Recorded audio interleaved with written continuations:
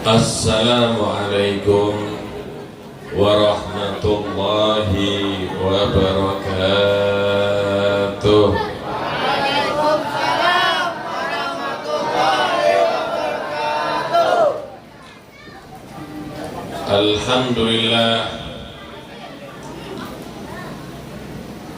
Alhamdulillahilladzi hadana bi'abdihil mukhtar man da'ana ilaihi bil idni wa qad nadana labbaika ya man dallana wa hadana.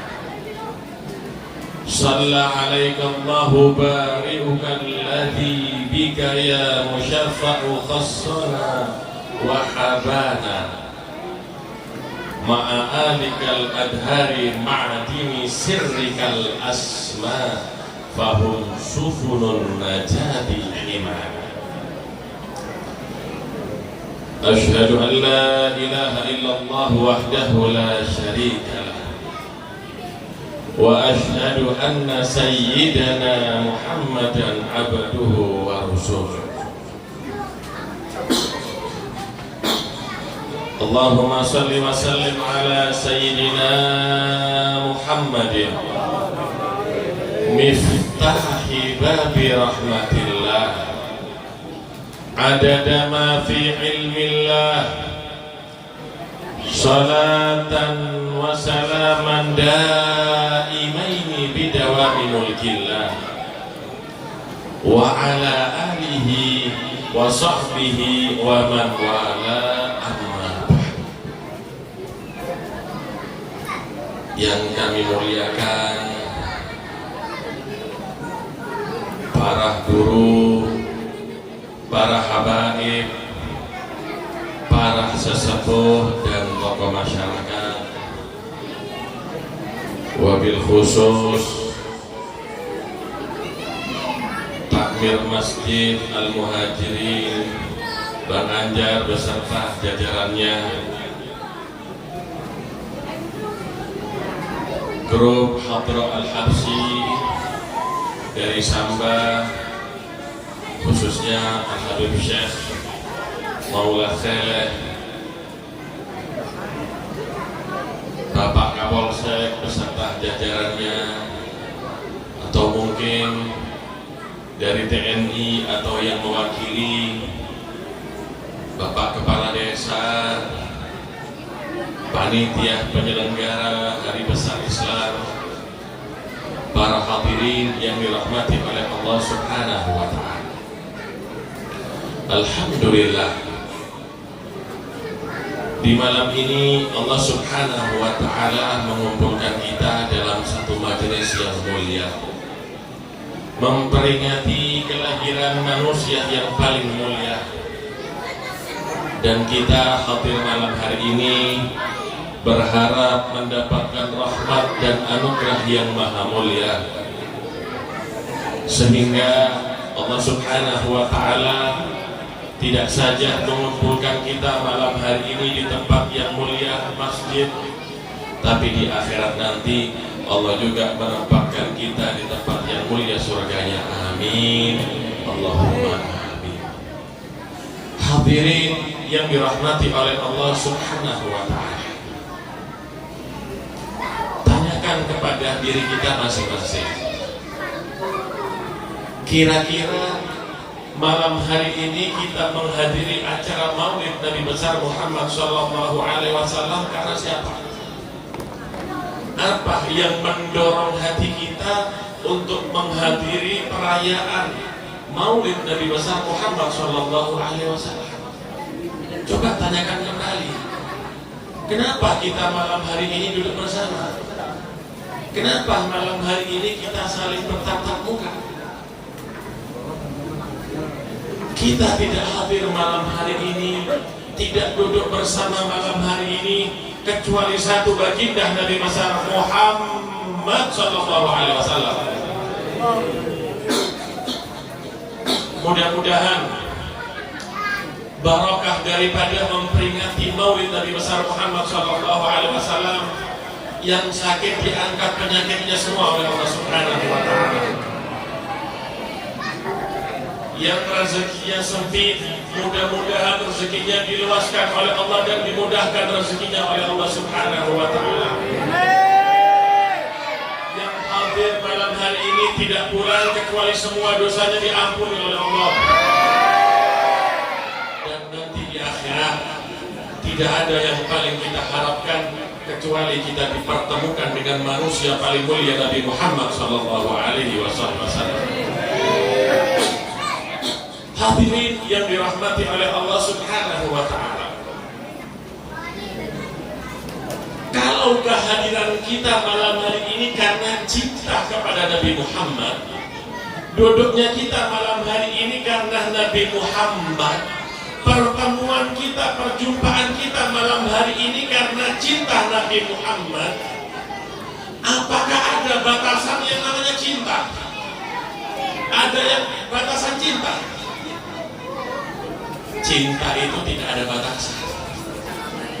Kalau cinta itu ada batasnya Pak Bu, mungkin Anda cinta dengan istri atau suami Anda ketika malam pertama dan setahun setelahnya.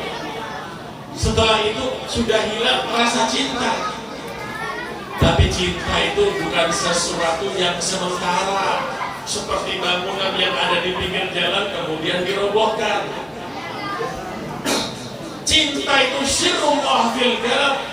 Cinta itu adalah rahasia dari Allah Subhanahu wa Ta'ala yang Allah letakkan di dalam hati setiap daripada manusia. Kita cinta kepada istri kita karena ada yang namanya cinta. Kita cinta, kita bersama dengan anak kita dekat semuanya itu karena cinta. Bahkan anak kita yang nakal pun kita tanya cinta, itu namanya cinta. Dan cinta yang paling istimewa, cintanya Nabi Muhammad SAW kepada umatnya. Kenapa istimewa? Cintanya Nabi Muhammad kepada kita ini sebelum kita lahir dan sebelum kita diwujudkan dan sebelum kita ini dimunculkan oleh Allah di atas dunia. Kita cinta dengan istri kita ketika pandangan pertama. Benar kan Bu? Kita cinta kepada anak kita setelah anak tersebut lahir. Mungkin kita cinta sebelum anak lahir, tidak mungkin. Cinta sebelum pandangan pertama kepada pasangan, tidak mungkin. Tapi baginda Nabi Muhammad sebelum kita lahir, cinta dan rindunya kepada kita luar biasa. Suatu saat baginda Rasulullah SAW pergi ke salah satu rumah istrinya, yaitu Sayyidah Aisyah. Diketok pintu rumah Sayyidah Aisyah. Sayyidah Aisyah mendengar pintu diketok, beliau bertanya, "Man fil bab?" Siapa yang ada di pintu? Kata Sayyidah Aisyah. Nabi Muhammad menjawab, "Aku suamimu wahai Aisyah Muhammad." Dibukain pintunya. Subhanallah, wajah Nabi Muhammad SAW terang benderang melebihi cahaya bulan purnama. Terlihat senyum baginda Nabi Muhammad dan seakan-akan bergembira pada saat itu. Nabi Muhammad itu tidak sering bergembira raut wajah dan raut mukanya. Justru baginda Nabi Muhammad lebih sering terlihat sumpah sedih yang terlihat pada wajahnya. Kenapa Nabi Muhammad SAW terlihat sedih, murung wajahnya? Karena Nabi Muhammad itu hidup bukan untuk dirinya sendiri, Pak Bu. Kita hidup untuk diri kita sendiri. Ketika tempat tidur kita itu nyenyak, yang tebal spring bednya, kita gembira. Ketika kita punya sepeda motor bisa digunakan untuk pergi ke pasar dan keperluan kita, kita gembira. Ketika kita punya mobil kendaraan roda 4, kita gembira. Mudah-mudahan yang belum punya roda 4 dikasih roda 8 oleh Allah Ta'ala. Kita ini gembira karena pribadi kita. Kalau Nabi itu gembira untuk kita umatnya, Pak. Nabi gembira tidak pernah untuk dirinya sendiri. Sehingga Nabi Muhammad itu sering terlihat murung wajahnya, susah, sedih. Kenapa? Karena yang dipikirkan oleh Nabi Muhammad, apakah kita umatnya ini kira-kira semuanya masuk surga atau ada nasib yang tercecer masuk api neraka Allah. Kita, gak usah Nabi Muhammad, kita seandainya kita ini ditakdirkan di surga, anak kita ada di neraka, sedih gak kita? Sumpah gak kita? Sumpah. Ketika kita gembira, kita juga ingin anak kita gembira. Itu manusiawi, seorang ayah ingin anaknya bergembira. Tapi tidak dengan Nabi Muhammad SAW. Nabi Muhammad ini tidak pernah memikirkan dirinya sendiri. Di saat para nabi memikirkan dirinya sendiri seakan-akan egois, tapi Nabi Muhammad tidak pernah, Nabi kita ini memikirkan diri sendiri. Di saat di padang mahsyar, semua manusia dikumpulkan oleh Allah Subhanahu wa Ta'ala. Padang mahsyar itu ngeri, Pak Bu. Padang mahsyar itu bukan seperti lapangan bola. Padang mahsyar itu tempat paling mengerikan. Matahari itu jaraknya 1 mil. Ini malam hari ini matahari nggak ada terbenam, tapi bayangkan panasnya sekarang ini walaupun nggak ada matahari. Bayangkan kalau matahari nanti jaraknya 1 mil, gimana panasnya? Sehingga saat itu ketika di padang mahsyar panasnya matahari bukan main, manusia ini berbeda-beda pada saat itu. Ada yang keringatnya sampai mata kakinya, ada yang keringatnya itu sampai betisnya, ada yang keringatnya itu sampai perutnya, ada keringatnya sampai dadanya, ada yang tenggelam dengan keringatnya karena saking panasnya.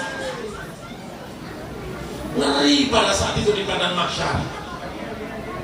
Belum lagi antri. Kalau kita pergi ke kantor, baik kantor itu mau urusan pajak, mau ke bank atau yang lainnya, harus antri dulu, ambil nomor urut. Kenapa? Agar rapi, tidak ada saling serobot. Itu antri, padahal antri 5 orang itu seperti antri berjam-jam, itu bosannya bukan main. Itu nanti di padang mahsyar, Pak Bu, kita ini antri untuk diinvestigasi, ditanya oleh malaikat satu persatu selama 3000 tahun lamanya.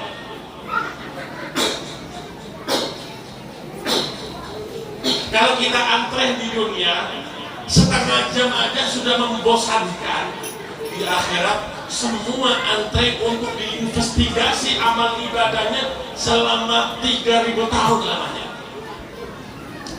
Masih ada yang berani berbuat dolim, masih ada yang berani menindas yang lemah, yang kuat menindas yang tidak mampu, masih ada penguasa menindas daripada rakyat.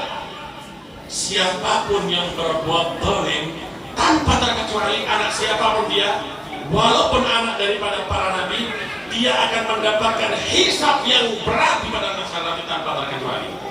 3000 tahun mereka menunggu antrian daripada dihisab.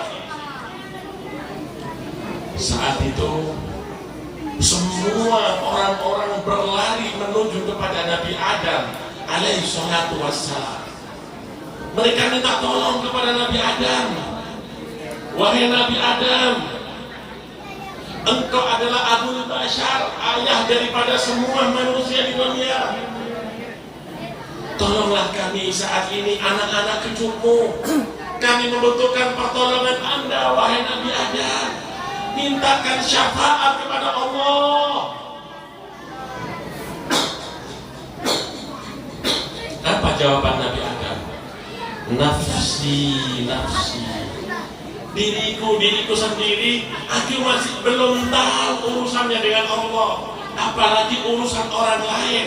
Diriku sendiri aku belum tahu gimana nantinya. Nabi-nabi urusan dirinya masing-masing. Lari mereka kepada Nabi Nuh alaihissalatu wassalam. Nabi Nuh, anta najiyullah, engkau adalah nabi yang diselamatkan oleh Allah Ta'ala dari banjir yang besar. Tolong selamatkan kami pada saat ini, wahai Nabi Nuh. Jawaban Nabi Nuh tidak jauh dengan jawaban Nabi Adam. Nafsi, nafsi, diriku, diriku, aku belum tahu bagaimana caranya menyelamatkan di hadapan Allah Ta'ala. Coba pergilah kalian kepada Ibrahim. Mereka pergi kepada Nabi Ibrahim, kakeknya Nabi Muhammad SAW. Nabi Ibrahim juga tidak beda jauh dengan jawaban Nabi Nuh dan Nabi Adam. Beliau tidak mampu menyelamatkan manusia pada saat itu. Mereka diarahkan oleh Nabi Ibrahim kepada Nabi Isa, nabinya orang Nasara, nabi yang agung, nabi yang hebat, yang terlahir tanpa seorang ayah. Mereka pergi menuju Nabi Isa. Nabi Isa, anta ruhullah, engkau adalah nabi yang ditiupkan langsung rohnya oleh Allah Subhanahu wa Ta'ala. Anda seorang nabi yang terlahir tanpa ayah. Wahai Nabi Isa, saat ini keadaannya mencekam dan menakutkan. Wahai Nabi Isa, kami sudah datang kepada Nabi Adam, kami sudah datang kepada Nabi Ibrahim, kami sudah datang kepada Nabi Nuh, tapi tidak ada yang memberikan kepuasan jawaban daripada mereka. Tolong kami saat ini, wahai Nabi Isa. Ternyata pada saat itu Nabi Isa pun tidak bisa menolong daripada orang-orang di padang mahsyar. Nafsi, nafsi, diriku, diriku, kata Nabi Isa alaihissalatu wassalam. Nabi Isa kemudian berkata, coba datanglah kepada Muhammad bin Abdullah. Saat itu para nabi duduk di atas singgasana yang terbuat dari cahaya. Semua duduk di kursinya masing-masing yang terbuat dari cahaya. Tersisa satu kursi yang kosong. Ternyata kursi yang kosong tadi adalah kursinya Nabi Muhammad SAW. Di saat semua para nabi-nabi duduk di atas singgasana yang terbuat dari cahaya, hanya Nabi Muhammad yang saat itu sujud di bawah arasnya Allah Subhanahu wa Ta'ala. Bahkan Nabi berkata pada saat itu, ana laha, hanya aku yang bisa menyelamatkan kalian, kata Nabi Muhammad.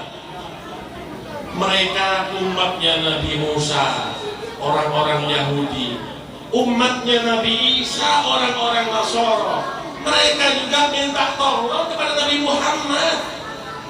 Mereka tidak minta tolong kepada nabinya. Kenapa? Tidak mampu mereka.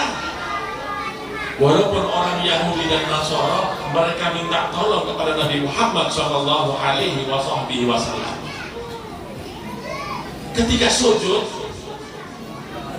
Allah Subhanahu wa Ta'ala berkata kepada Nabi Muhammad, ya Muhammad, irfa' ra'sak wa qul yusma' wa sal tu'ta washfa' tushaffa'. Wahai Muhammad, angkat kepalamu, wahai Muhammad. Saat ini bukan waktunya engkau sujud beribadah sebagaimana di dunia, wahai Muhammad. Apapun yang kamu ucapkan, aku dengar, wahai Muhammad. Mintalah apa yang kamu inginkan saat ini. Washfa' tushaffa', dan berilah syafaat siapapun yang kau mau. Apa jawaban Nabi Muhammad?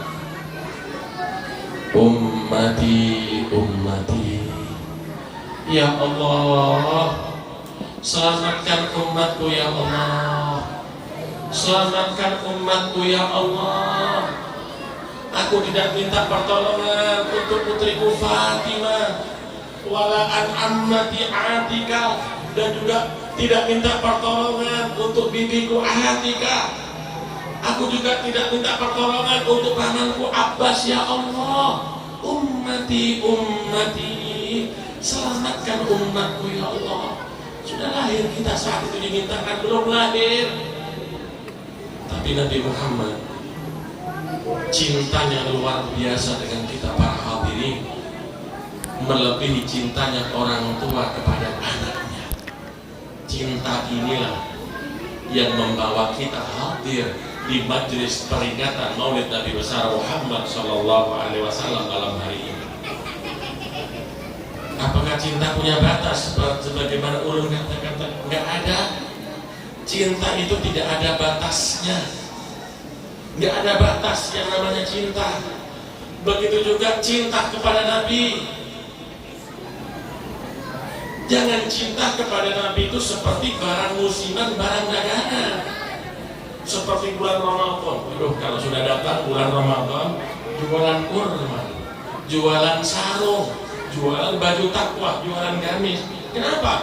Di luar Ramadan sudah nggak laku. Nggak ada lagi orang beli kurma, nggak ada lagi orang beli sarung. Kenapa? Karena itu adalah makanan atau sesuatu yang dipakai musiman. Cinta kepada Nabi itu bukan hal yang musiman. Cinta kepada Nabi bukan cuma di bulan Rabiul Awal.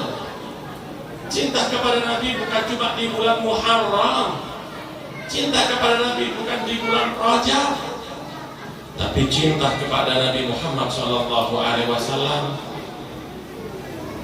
seiring berjalannya waktu dan seiring berjalannya nafas kita. Semenjak nafas ini berdetak di dalam hati kita, jantung kita berdetak, saat itu pula tetap hati ini cinta kepada Nabi Muhammad SAW. Sehingga di dalam Maulid tiba dikatakan, walau anna amilna kulla hini li ahmada maulidan qad kana wajib.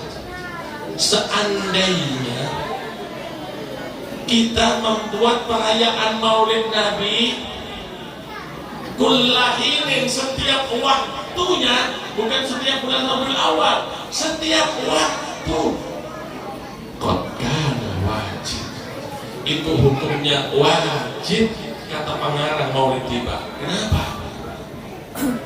Kita mengenal Allah melalui siapa? Kita mengenal Al-Quran melalui siapa? Kita mengenal masjid karena siapa? Bahkan duduknya kita di malam hari ini karena siapa? Karena Nabi Muhammad SAW. Sehingga beliau mengatakan, walau anna amilna kulla hinin, seandainya kita membuat perayaan Maulid Nabi kulla hinin, setiap waktunya, tidak terbatas dengan bulan perayaan Maulid Nabi, tidak terbatas dengan tahun.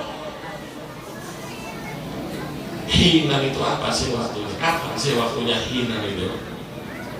Ada cerita sahabat bertanya kepada Nabi Muhammad SAW. Ada seorang sahabat berantem dengan istrinya di rumah. Masalah berantem rumah tangga itu, Pak Bu, bukan cuma kita, selevel sahabat juga berantem. Udah mau tanya, ibu-ibu ini seberataan berapa kali berantem dengan suaminya? Nggak kena hitung ya. Apalagi kalau belanjanya kurang.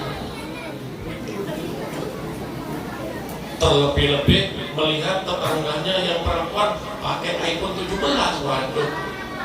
Lagi ketemu bapaknya ini minta belikan iPhone.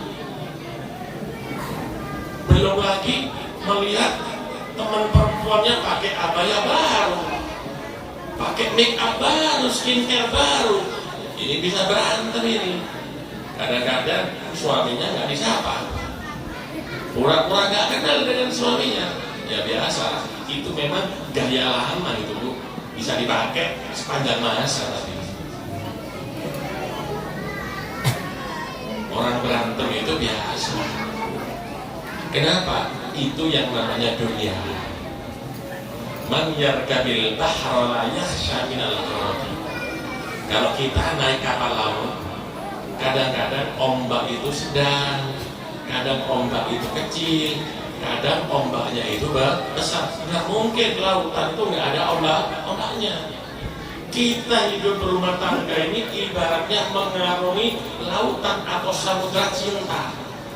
Ketika mengarungi lautan samudra cinta, ya pasti ada ombaknya. Ya nanti berantem, nanti nggak tegur sapa. Hal seperti itu lumrah antara suami istri. Itu juga yang dialami oleh Sayyidina Umar bin Khattab dengan istrinya. Nah ini sahabat ceritanya berantem dengan istrinya, kemudian dia nggak sengaja mengucapkan kalimat yang bahaya. Makanya suami istri itu jangan mudah mengucapkan kalimat-kalimat yang menyebabkan pertengkaran dan perceraian. Mengalah itu tidaklah kalah, mengalah itu menang. Orang yang menang itu bukan yang kuat, bukan. Orang yang menang itu yang mampu meredam daripada pertengkaran dan pertikaian. Itu orang yang menang. Kalau orang yang menang, orang yang kuat, kerbau lebih kuat dari kita, benar nggak? Sapi lebih kuat dari kita, bahkan kuda larinya lebih kencang, lebih kuat dari kita. Kalau menang itu hitungannya adalah kuat jasmani, tapi menang itu adalah orang yang mengalah itu menang. Dia bingung berantem dengan istrinya. Ketika berantem, si suami tadi berkata kepada istrinya, "Wallahi la ujami'uki hina." Ini nggak bicara kotor, soalnya masih ini ilmu, karena dalam hadis ini. Demi Allah, wahai istriku. Jadi karena berantem, biasa laki-laki kadang-kadang emosi. Makanya tahan emosinya, Pak. Tahan. Seperti bulan puasa, biar semuanya ini kan menahan tidak merokok. Bisa nggak? Bisa sampai maghrib. Ya seperti itulah menahan daripada emosi. Nunggu waktu maghrib. Ini nggak bisa nahan emosi laki-laki ini, sahabat laki. Tiba-tiba dia berkata, "Wallahi la ujami'uki hinan." Demi Allah, aku nggak mau tidur bersama lagi dengan kamu hinan, kata si suami. Setelah ngomong gitu baru sadar, yang saya ucapkan ini apa tadi? Dia sudah nggak mau tidur bersama dengan istrinya. Belum mau tanya, Pak, kuat dia tidak mau tidur sama istrinya. Kuat tidak tidur bersama dengan istri. Yang istri juga kuat kira-kira tidak tidur sama suami. Ya kalau masih senang, masih cinta, masih suka, jaga itu ucapan. Jangan sampai ada pertengkaran dalam rumah tangga. Datang ini sahabat kepada baginda Nabi Muhammad SAW. Wahai Nabi, ya saya ada masalah wahai Nabi. Kalau zaman sekarang Pak Bu, seseorang itu kalau mau konsultasi ada orangnya masing-masing. Kalau kita mau konsultasi urusan persawahan, ya kita tanya kepada orang yang ahli pertanian.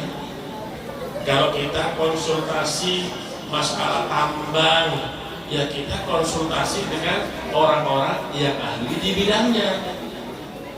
Kalau kita ini mau buat rumah, ya kita ini konsultasi dengan siapa? Arsitek. Seperti ibu-ibu ini, kalau melahirkan biasanya datang ke siapa? Ke bidan kan ya. Di perempuan kalau datang ya ke bidan. Tapi dia tahu Bu, kenapa kok dinamakan bidan? Dinamakan bidan itu karena perempuan Bu, karena kalau laki namanya bidin. Itu perempuan namanya bidan, kalau laki namanya bidin. Kalau baginda Nabi Muhammad saat itu semua curhat kepada Nabi Muhammad. Mereka yang urusan pertanian curhatnya kepada Nabi, yang mau bisnis ke lautan curhat sama Nabi, bahkan yang mau menikah pun curhatnya sama Nabi. Kenapa? Nabi ahlinya saat itu segalanya. Yang sakit pun datang kepada Nabi. Dokter saat itu kenapa gak laku? Semenjak ada Nabi Muhammad gak laku dokter saat itu. Kenapa? Dokter ngobati 2 hari, 3 hari, seminggu baru sembuh. Nabi ngobati pakai ludahnya langsung sembuh. Langsung sembuh pakai ludahnya Nabi Muhammad. Nabi itu kan mudah Itu sahabat merebut ludahnya Nabi Muhammad SAW. Itu yang sakit, yang kakinya lumpuh diolesin langsung berdiri lagi, yang matanya buta diolesin bisa melihat. Ya ludahnya Nabi, Pak Bu, coba ludahnya orang sana mah diolesin panuan kudisan. Ya jangan bedakan ludahnya Nabi dengan ludahnya kita, nggak sama. Nabi itu kalau wudhu, sahabat itu berebut air wudhunya Nabi.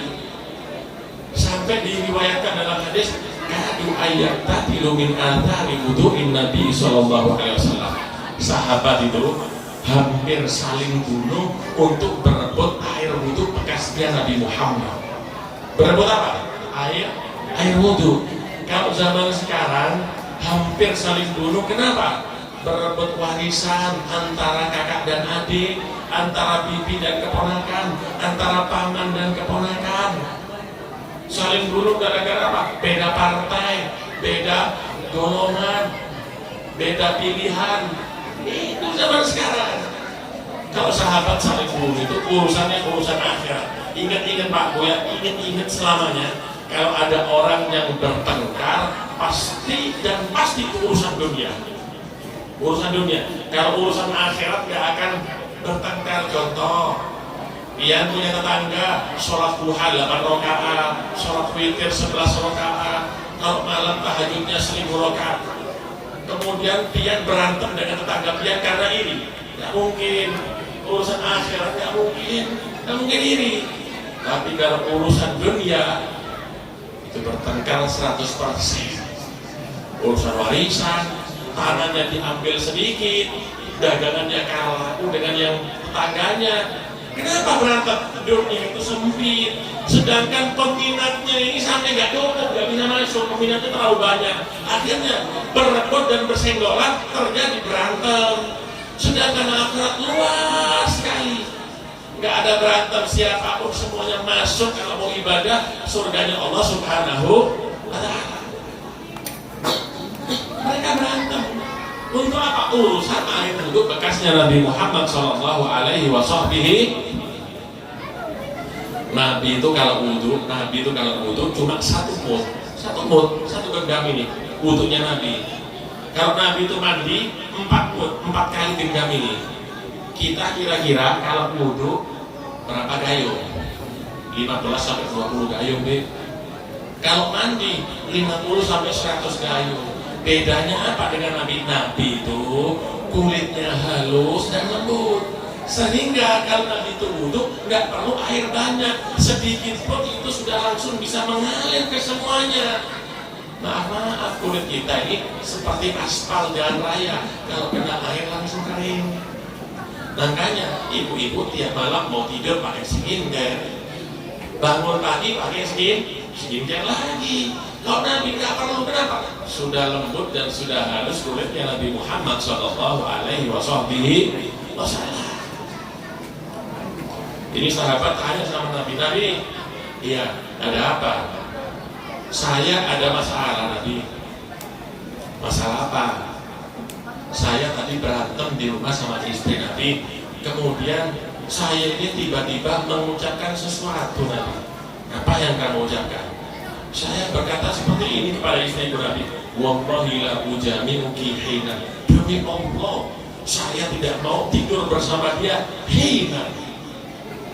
Kita itu Pak Bu, kalau nggak tahu agama, jangan tanya sama Google. Nggak tahu mereka itu akidahnya apa, nggak tahu kita. Kalau agama jangan tanya sama ChatGPT. Jangan tanya sama Syekh Google, YouTube. Kalau urusan dunia nggak apa-apa. Kalau urusan agama, tanya kepada guru. Di sini banyak guru. Tanya kepada guru. Tanya kepada yang paham. Kenapa? Urusan agama. Mereka ini kalau nggak paham, tanya langsung kepada siapa? Kepada baginda Nabi besar Muhammad Sallallahu Alaihi Wasallam. Nabi hina itu waktunya sampai kapan? Nabi berkata, coba kamu tanya kepada Abu Bakar As-Siddiq, tanyakan kepada dia, hina itu waktunya sampai kapan? Tanya dia pergi ke rumah Sayyidina Abu Bakar. Ketok pintunya. Siapa di pintu? Aku fulan. Oh masuk. Ada apa gerangan datang ke rumah saya? Sepertinya penting sekali dan genting. Sayyidina Abu Bakar, saya disuruh Nabi. Ketika mendengar suara Nabi, iya ada apa kata Nabi? Saya disuruh tanya sama Nabi, hinan itu waktunya sampai kapan? Hinan itu waktunya sampai kapan? Sayyidina Abu Bakar menjawab, hinan itu waktunya selama-lamanya. Sebentar Sayyidina Abu Bakar, Anda ini menjawabnya ngawur atau dari Al-Quran? Atau dari Nabi? Atau ilmu? Sayyidina Abu Bakar menjawab, aku ini muridnya Nabi. Semua ilmu yang aku sampaikan ya dari Nabi Muhammad. Dalam hati si yang bertanya tadi, berarti aku tidak ada kesempatan lagi ini kumpul dengan istri. Kenapa? Hinan kata Sayyidina Abu Bakar artinya apa? Selama-lamanya. Sebentar Abu Bakar, aku mau tanya dalilmu apa? Dalilku Al-Quran. Yang mana? Itu dalam surat Yunus, wa matta'nahum ila hin. Jadi gini ceritanya, Nabi Yunus ini kurang sabar sedikit. Kalau ulama itu diperintahkan sabar oleh Allah, harusnya Nabi itu lebih sabar. Nabi Yunus itu nggak diterima dakwanya oleh umatnya, menyampaikan dakwah dibantah terus oleh umatnya. Nggak sabar akhirnya Nabi Yunus ini, nggak sabar. Akhirnya Nabi Yunus berkata, 3 hari lagi kalian diangkat. Sudah Nabi Yunus, istrinya, kedua anaknya meninggalkan desa tersebut, pindah ke tempat yang lain. Hari pertama nggak ada apa-apa, hari kedua nggak ada apa-apa, hari ketiga tiba-tiba awan hitam menyelimuti desa mereka. Tiba-tiba awan tersebut itu tambah turun. Diriwayatkan oleh ulama tafsir, jika ada yang berbohong di zaman Nabi Yunus, mereka langsung kena adab. Kalau ada yang bawa berita hoax, itu langsung kena adab. Bayangkan, kalau zaman ini diterapkan seperti zamannya Nabi Yunus, berapa orang yang mati karena berita hoax dan kebohongan ini?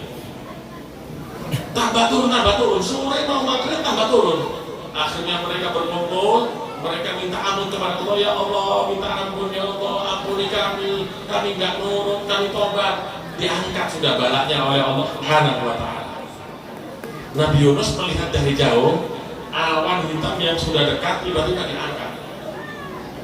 Ada apa ini kata Nabi Yunus? Kok gak jadi adab ini turun?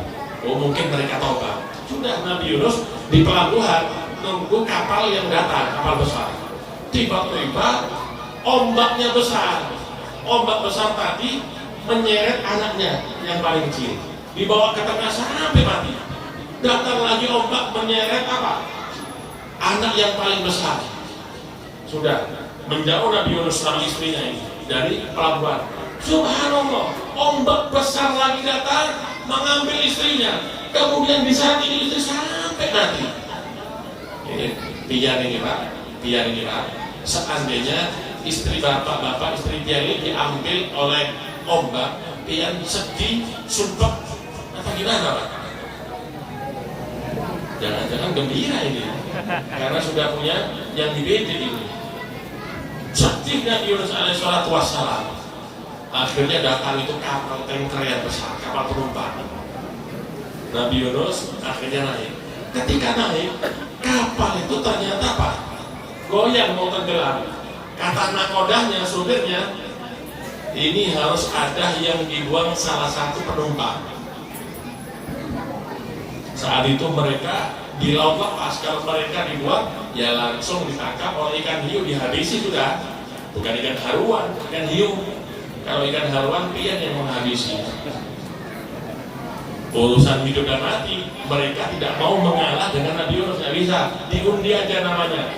Namanya yang keluar 3 kali itu dilempar. Sudah ditulis namanya, semuanya diundi.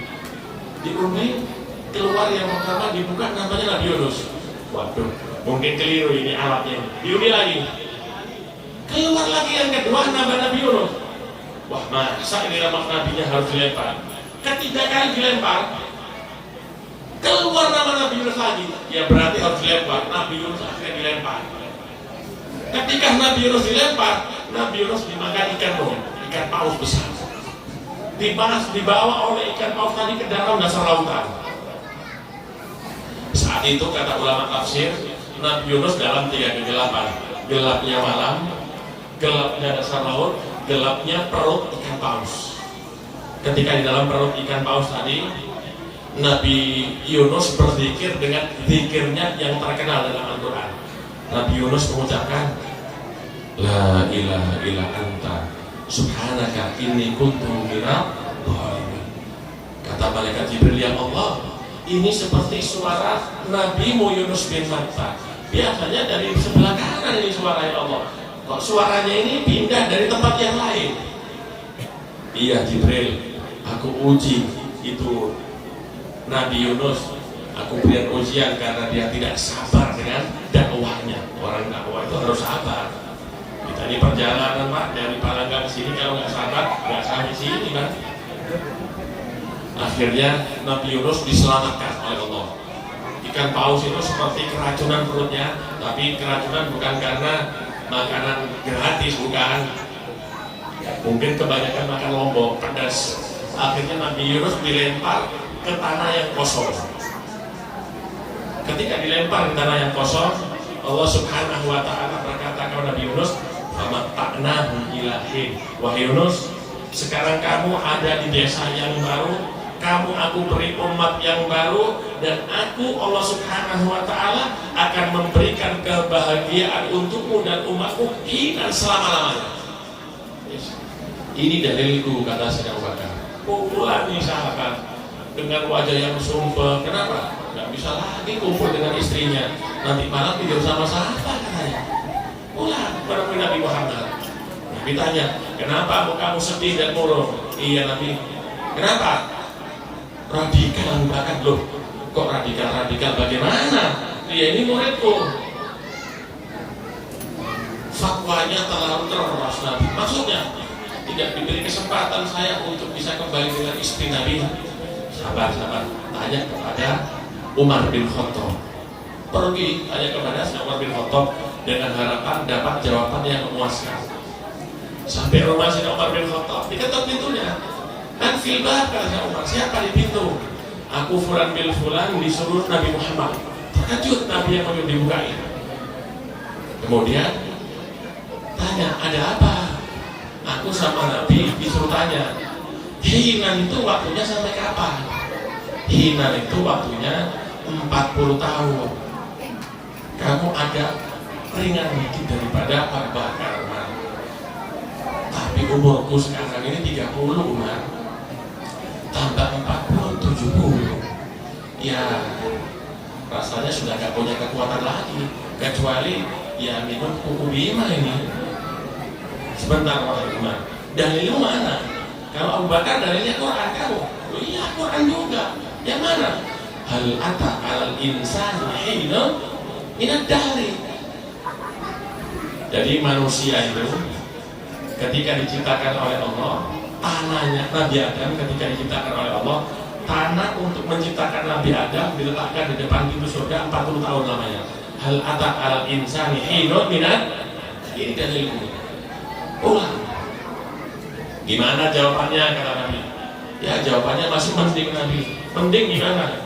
Kata Abu Bakar cuma 40 tahun Nabi. Tapi umurku 30 Nabi. 40 tahun lagi ya lemas ini Nabi badanku Nabi. Senyum Nabi. Coba tanya kepada Utsman bin Affan. Utsman. Tanya kepada Utsman. Tanya kepada Sayyidina Utsman. Sayyidina Utsman, hinan itu waktunya kapan?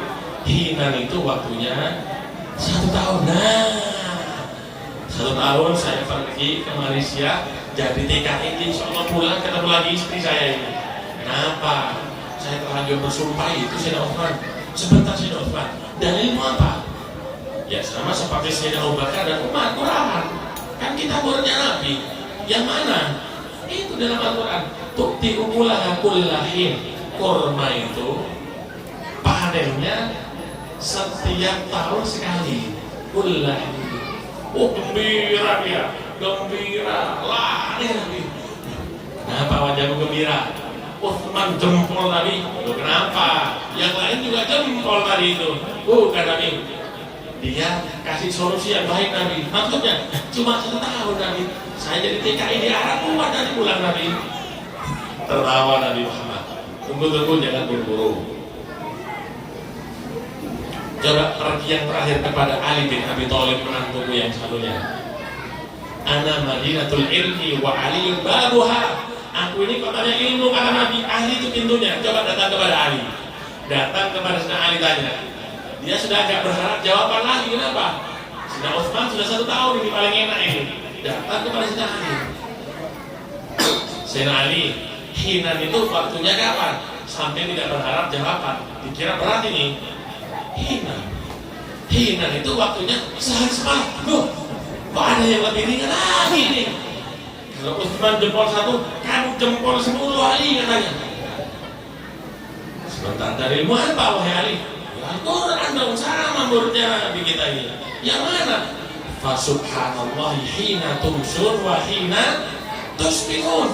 Kita ini diwajibkan sholat sehari semalam 5 kali. Akhirnya pergi sampai terjatuh dia lari karena sukanya gembira. Kenapa lagi gembira lagi? Nabi Ali bin Abi Thalib 10 jempol Nabi. Kenapa? 1 hari 1 malam Nabi. Saya kuat insya Allah Nabi. Kata Nabi, ashabikan nujum. Sahabat-sahabatku itu ibaratnya semuanya bintang. Bi ayyihim ihtadau.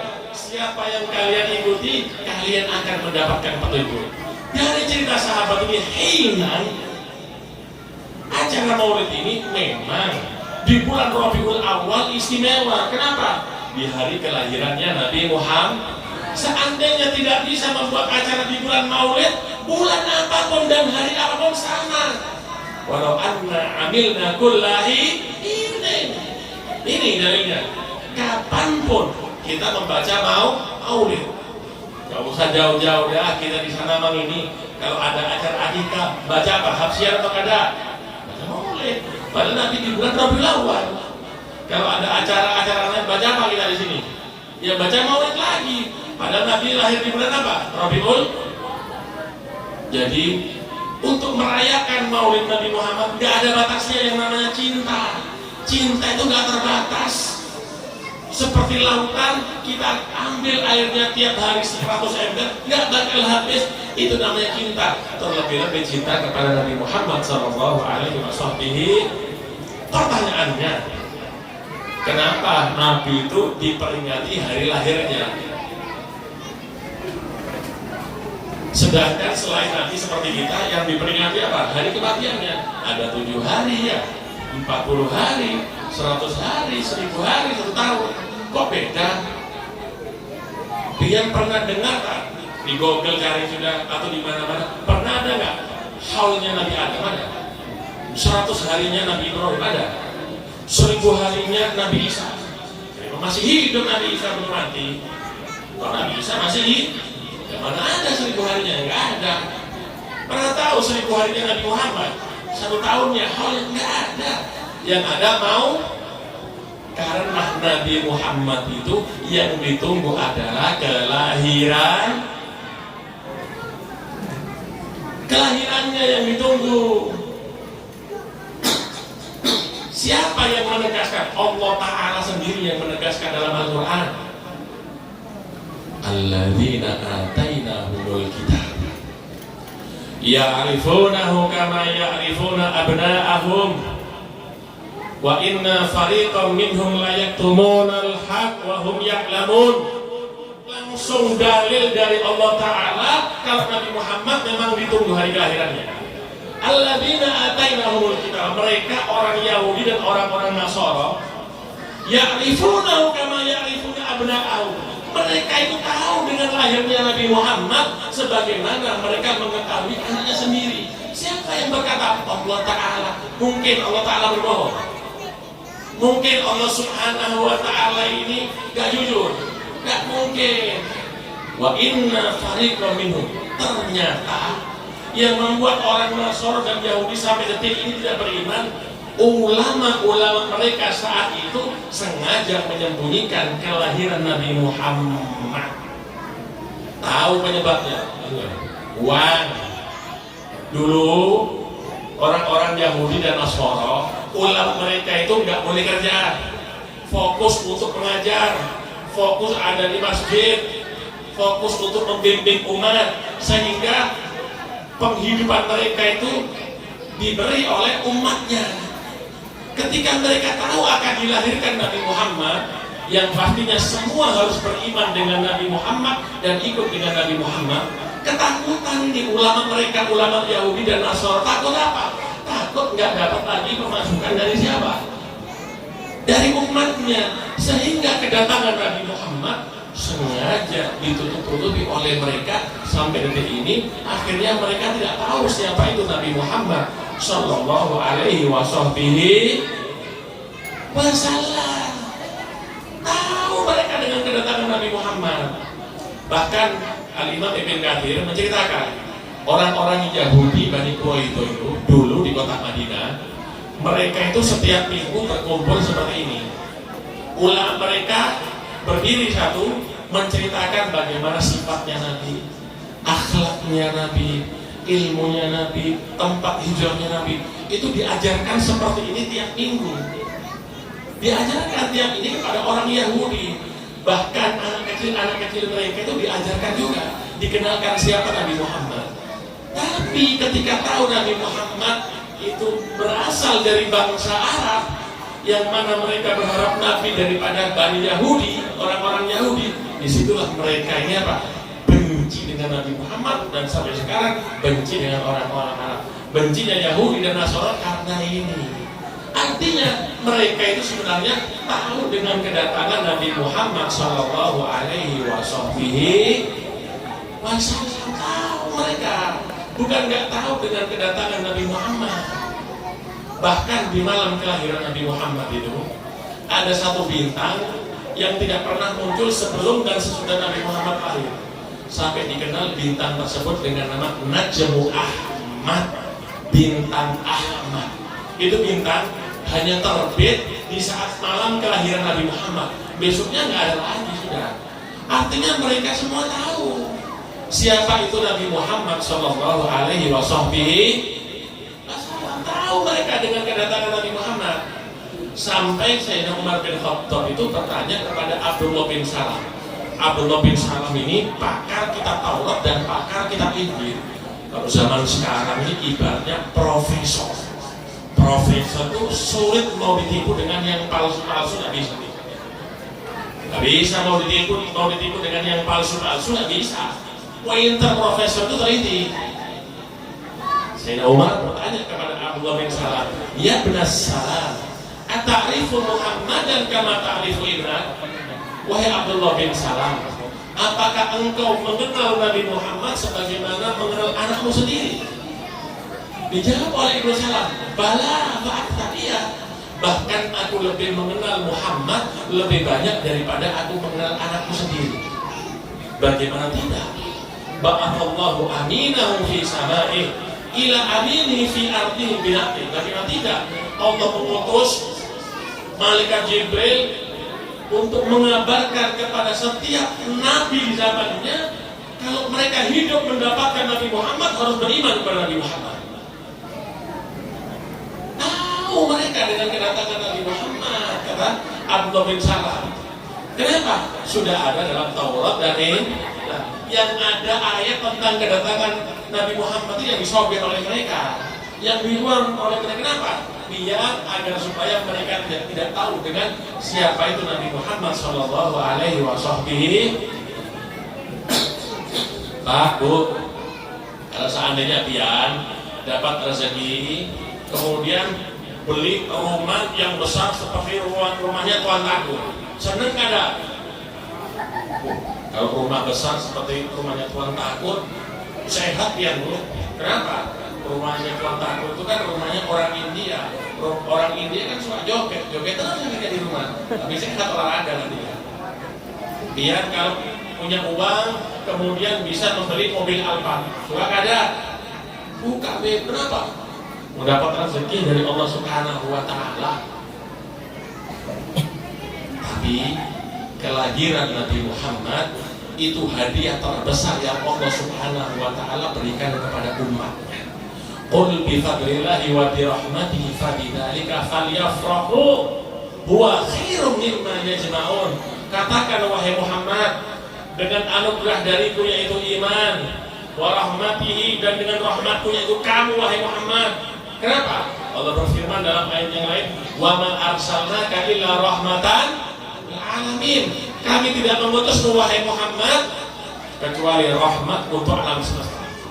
Katakan wahai Muhammad, dengan anugerah dariku dan wujudmu di dunia ini wahai Muhammad, falyafrahu, bergembiralah. Gembiranya kita malam hari ini karena kita mengikuti perintah dan anjuran dari siapa? Allah Subhanahu. Makanya yang punya kelebihan harta jangan pelit untuk merayakan kelahiran Nabi Muhammad. Harta kita ini nggak sebanding kalau kita melihat pengorbanan Nabi untuk kita umatnya, nggak sebanding. Nggak sebanding. Kadang-kadang merayakan maulid Nabi Muhammad pelit, tapi merayakan ulang tahun anaknya, sembarang dia beli. Rela uang jutaan dia korbankan untuk apa? Merayakan ulang tahun anaknya. Tapi ulang tahun Nabi Muhammad pelit, mintanya di akhirat kumpul sama Nabi Muhammad. Kepinginnya ketemu, pelit mana bisa ketemu. Pian aja, ini anak muda-muda ini kalau suka sama perempuan, dia rela untuk apa? Mentraktir makan, rela mengeluarkan uang, rela berkorban untuk Nabi Muhammad pelit.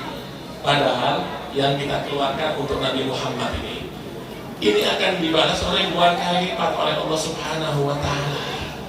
Tahu siapa yang pertama kali bergembira dengan Nabi Muhammad? Allah Subhanahu wa Ta'ala. Allah yang pertama kali bergembira dengan Nabi Muhammad sallallahu alaihi wasallam. Dalam Al-Qur'an Allah berfirman, la amruka innahum lafi sakratihim ya'mahun. Demi umurmu wahai Muhammad. Kalau kita bersumpah atas umur seseorang, umur seseorang itu dimulai dari apa? Kapan? Umur seseorang itu dimulai dari nol. Kapan nol itu? Ya ketika barulah lahir. Ketika Allah bersumpah la amruka, demi umur Muhammad, berarti Allah juga bersumpah dan memuliakan Nabi Muhammad sallallahu alaihi wasallam. Yang benci dengan kelahiran Nabi Muhammad hanya satu makhluk, dan makhluk inilah yang dijadikan madhab oleh orang-orang lainnya. Dikatakan oleh Al-Imam Ibn Katsir, setan itu 4 kali menjerit, 4 kali menjerit, meraung-raung. Pertama, ketika dia dilaknat oleh Allah. Kedua, diturunkan ke bumi. Ketiga, ketika dilahirkan Nabi Muhammad. Keempat, ketika diturunkan surat Al-Fatihah. Siapa pertama kali yang benci dengan lahirnya Nabi Muhammad? Setan, iblis. Berarti kalau zaman sekarang ada orang yang tidak suka dengan perayaan maulid Nabi, berarti ikut madhabnya siapa? Madhabnya iblis. Hanya iblis yang tidak suka dengan kelahiran Nabi. Kita loh, dengan kelahiran kita gembira nggak? Gembira. Jangankan anak kita punya keponakan baru kita gembira, apalagi punya anak. Apalagi dengan kelahiran Nabi Muhammad, ya kita sangat gembira. Kok model, kok ada manusia benci dengan lahirnya Nabi Muhammad? Ya ini berarti madhabnya siapa? Madhabnya oleh karenanya mari momen daripada maulid Nabi ini kita jadikan untuk kembali kepada sunnahnya Nabi, kepada akhlaknya Nabi Muhammad. Yang kecil bagaimana menghormati yang tua, yang kecil bagaimana akhlaknya dengan yang tua. Zaman dulu itu kalau orang tua duduk ada di bawah, nggak ada anak kecil itu duduk di atas kursi. Mereka kenal dengan yang namanya akhlak, nggak berani mereka. Kenapa? Kurang ajar. Tapi sekarang karena memang orang tuanya nggak ngerti agama, anaknya tidak diajarkan agama, tidak disekolahkan agama, kadang orang tuanya duduk di lantai bawah, anaknya duduk di atas kursi, dan itu dianggap lumrah oleh orang tua zaman sekarang. Sebenarnya itu salah kaprah sudah. Kenapa? Tidak berakhlak. Salahnya siapa? Salahnya orang tua yang tidak mendidik akhlak. Panjang kalau berbicara tentang Nabi Muhammad, ibaratnya samudra yang tidak bertepi. Intinya hadirnya kita malam hari ini, di samping kita mengenal sedikit-sedikit sejarah Nabi Muhammad, sirah Nabi Muhammad, biografi dan perjalanan hidup Nabi Muhammad, setidaknya hadirnya kita malam hari ini bisa menghapus dosa kita. Hadirnya kita malam hari ini mendapatkan guyuran rahmat dari Allah Subhanahu wa Ta'ala. Mudah-mudahan semuanya rezekinya lancar, usahanya lancar, yang sakit semuanya sembuh, yang belum dapat jodoh mudah-mudahan cepat dapat jodoh, yang sudah punya jodoh mudah-mudahan tambah sayang tambah cinta dengan jodohnya, dan kita tidak pulang dari sini insya Allah kita membawa berkahnya Nabi Muhammad SAW. Allahumma ja'al jam'ana hadza jam'an marhuma wa tafarraqana min ba'di tafarruqan ma'suma wa la taj'al fina wa la ma'ana syakir wa la mahruma bi rahmatika ya arhamar rahimin. Insyaallah besok lagi ketemu lagi di rumah Bang Hajar, dan ibu-ibu jangan terlambat besok siang jam 12 di masjid ini. Nah, jangan lupa kita sambung lagi tema Maulid Nabi besar Muhammad sallallahu alaihi wasallam. Tunjukkan cinta kita kepada Nabi Muhammad dengan menghadiri majelis Maulidnya Nabi Muhammad sallallahu alaihi wasallam. Ini yang bisa saya sampaikan. Wabillahi taufiq wal hidayah. Wassalamualaikum warahmatullahi wabarakatuh.